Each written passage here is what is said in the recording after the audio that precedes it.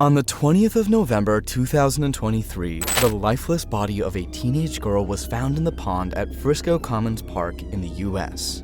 The deceased would later be identified as 17-year-old Elise Suarez, a younger high school student whose wish, unlike most teens her age, wasn't to be popular on social media, but instead to commit suicide. What's even more crazy and unbelievable is the fact that she was aided by her boyfriend, Xander Tashman.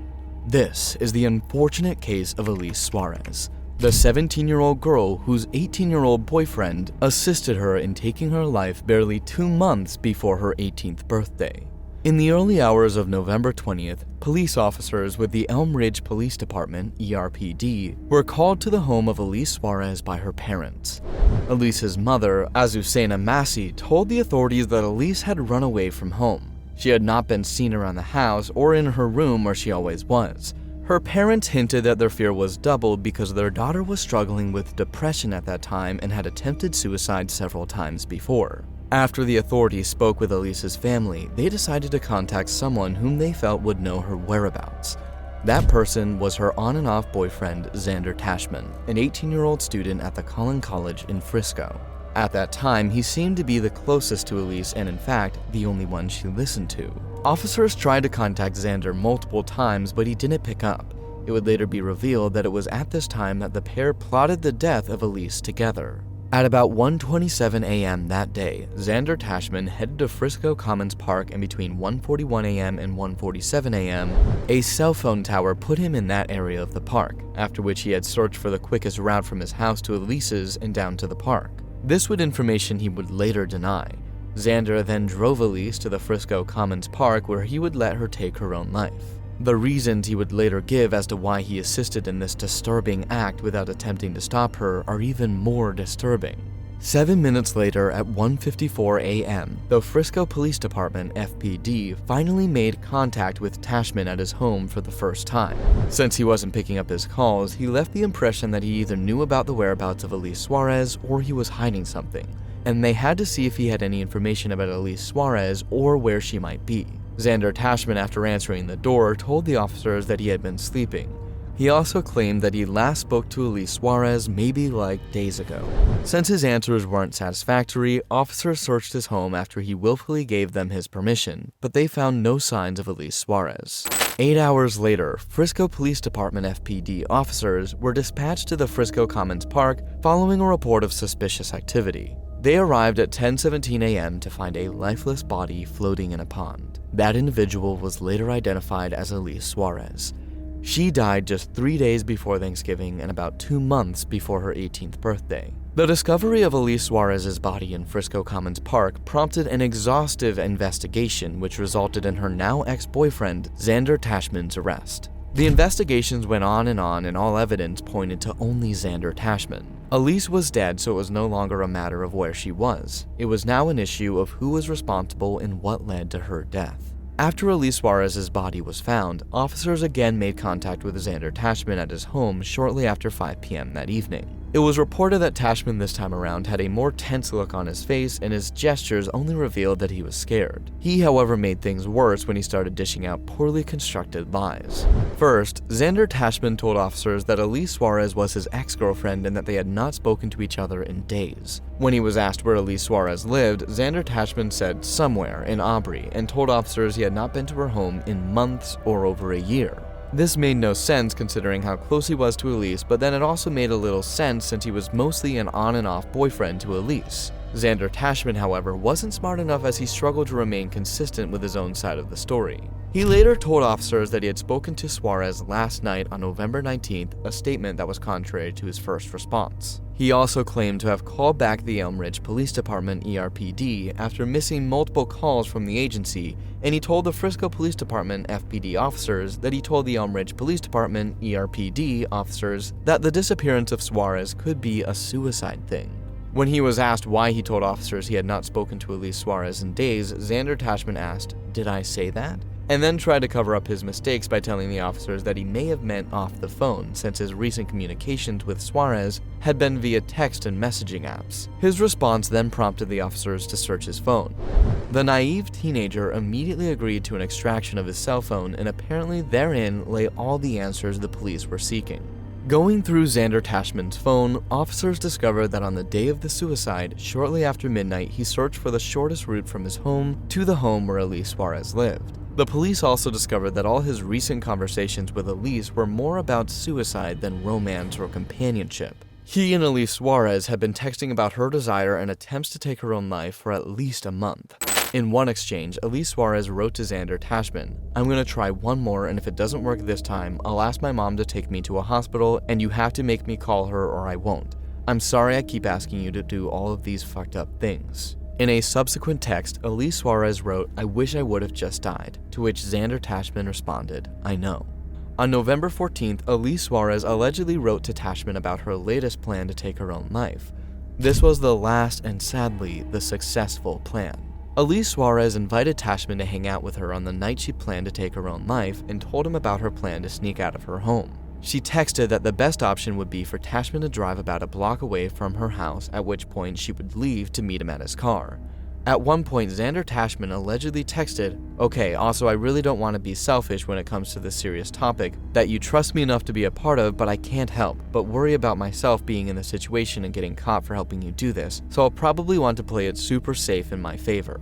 Elise Suarez later texted Xander Tashman to say that he could tell police that he knew she planned to kill herself but knew nothing about the time and place she intended to take her own life. Even with all these revelations, the police needed more, and eventually they got it.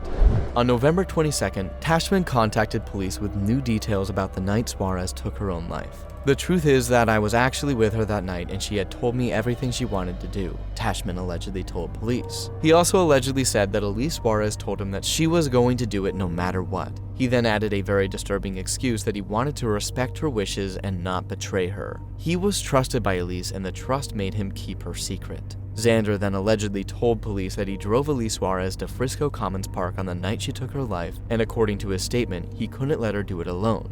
He went on to tell the police that she left with a smile. As disturbing as it is, all these were written in the warrant even. The warrant also contains allegations about what police say was the final goodbye between Xander Tashman and Elise Suarez. The timing, according to them, coincided with when Xander would have received or been receiving phone calls from both Elise Suarez's sister and the Elm Ridge Police Department (ERPD) as they searched for the high school student. Xander stated that when they got to the park, he parked in the parking lot, gave her a goodbye hug, and she left. He stated he did not walk around the park and that he was in his vehicle. He also revealed that Elise told him to tell her family that she loved them and that she wanted her sister and best friend to get along. Xander then mentioned previous conversations with Elise where she had mentioned letters to her family in a suitcase and gave her clothes to her sister. He stated that he came home and a little while after the police came to his house, Xander Tashman said that he knew he should have told the police, but he did not. After the exhaustive investigation, the Frisco Police Department (FPD) said in a media release that the evidence collected in the case indicated that 18-year-old Xander Tashman of Frisco aided the deceased, his 17-year-old girlfriend, in committing suicide. Subsequently, detectives obtained a warrant for his arrest and Xander Tashman was taken into custody on February 18, 2024. According to Xander Tashman's LinkedIn page, he's a student at Collin College in Frisco where he's due to graduate in 2025.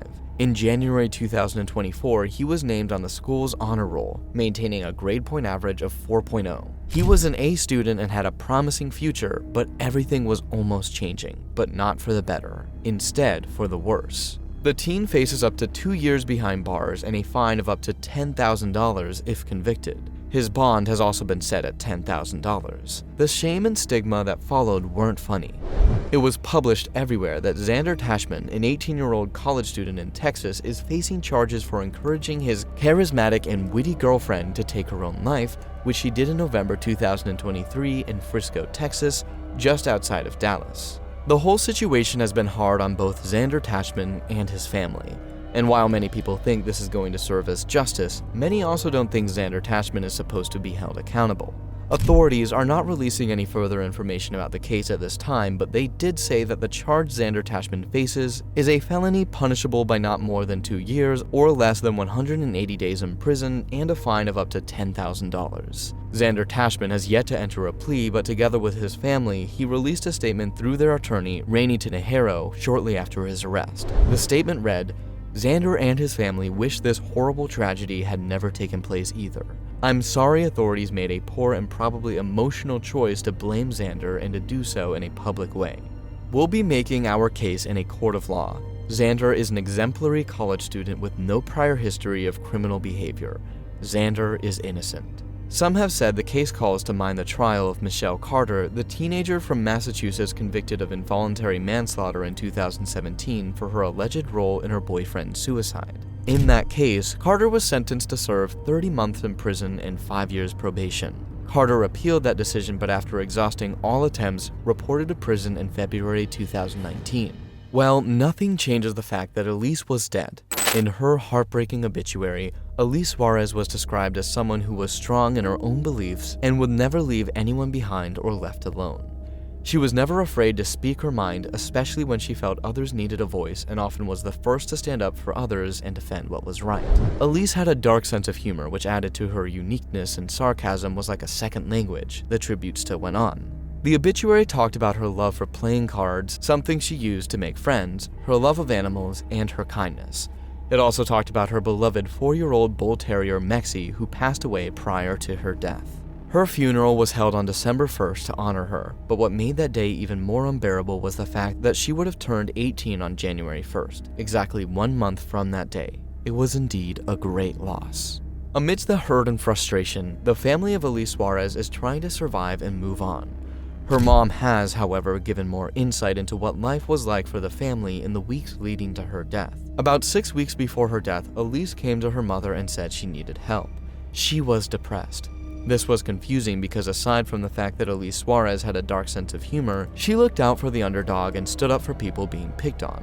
So how can a supposed savior or hero be oppressed? Elise's mom, Azucena, called her daughter a giver, and unfortunately, not enough people gave back to Elise, and I minimized it, she said. She got her daughter into counseling and therapy, but Elise told her mom it didn't feel like it was making an impact. Elise had told her, "Mom, it isn't helping. Anytime I go there, they keep repeating the same question. How do you feel? Do you think of committing suicide?" Elise was frustrated and I could see it. Azucena thought spending more time with her daughter and having long talks with her would help, but then it didn't. Now, she reflects and realizes she didn't understand depression and feels like no one helped their family recognize the despair Elise was feeling. Elise was a good and lovable girl. She stood up for people and the right things, but then she hated herself also. It was a disturbing thing, and although she was given help and attention, it still proved not to be enough at the end. Elise Suarez's mother told NBC Dallas-Fort Worth that her daughter and Tashman were close. She said that she did not know of his alleged involvement in the death until police investigators came to her home and told her. She also doesn't know anything about the police investigation or the evidence they gathered. She also said that her daughter, who was a senior at Frisco's Centennial High School when she died, began dating Tashman when she was a sophomore. When Elise Suarez's mother was questioned about what she thinks about the involvement of Xander Tashman, she responded, "It's scary in a way because it makes me question, do I even want to know? Is it going to make me more angry? Because I don't want to feel angry when I think about my daughter." The grieving mother said that she knew her daughter was battling depression around the time of her death. Despite knowing about her depression, she said that she didn't understand what her child was going through. "I don't think I understood it at all. I didn't understand her reasoning for sadness. I didn't understand her reasoning for being depressed," said Elise Suarez's mother. She also revealed that she knew that Xander Tashman and her daughter were speaking in the period before her death. She said the relationship was something that was very meaningful to her, something that she wanted to work out so dearly that maybe she made decisions that she wouldn't have made on a regular day. "I hope and I pray that the justice system does what it needs to do to make kids understand that saying nothing is not okay, and doing something to help someone that you know is not okay. Your words, your actions matter." She hopes parents who read about Elise or hear about their story will act, and wants parents to remind their children that if a friend is struggling, they need to tell someone. "It is the right thing to do," Azucena said. "It might feel like a betrayal at that time, but you have tomorrow with them. I cannot say the same thing. She does not have tomorrow with her best friend. She does not have tomorrow with us because she depended on someone she could not count on. She also begs moms and dads to ask questions about their kids' relationships, ask if they're okay, and not minimize it if they aren't. Please help your child because it takes so much for them to admit how they feel. Elise was not the kind of person who wanted to be a burden on anyone, but she still confided in me. My main message is, if your child has the courage to ask you for help, please help them. Please help your child because it takes so much for them to admit how they feel, she said through tears. You can't make excuses. You can't say we'll talk it out, we'll spend more time. Get them help, please. She also had a message for those with children who are struggling with their mental health. Don't think that you're going to talk it over and have a conversation and think that everything is going to be okay tomorrow. You might not get that tomorrow. This case was one of concern, pity, and regret. What was and still remains a very tough nut to crack is why a 17-year-old would be going through depression. What could have pushed Elise to nurse ghetto thoughts of suicide so much so that she repeatedly attempted it and meticulously planned her demise? As unfortunate as it sounds, we might never know since the only one who could give us answers is already 6 feet beneath the group. While this continues to cause her family and loved ones pain, it's important to understand that depression is real. An unhealthy amount of people have died because of it, and if care and caution aren't taken, more will. So we must care for everyone around us. Show a little kindness to those around you, as you might not know what they are going through. The story of Elise Suarez shows us that anybody can be a victim, even the most cheerful of us. While others may have escaped, she unfortunately did not. Always remember to spread love. With this, we have come to the end of this video. Hope you learned a thing or two. Please don't forget to give this video a thumbs up and also share with us your thoughts about this case in the comment section. Do well to subscribe so you don't miss out on videos just like this one. Thank you for watching and see you in our next video. Be safe.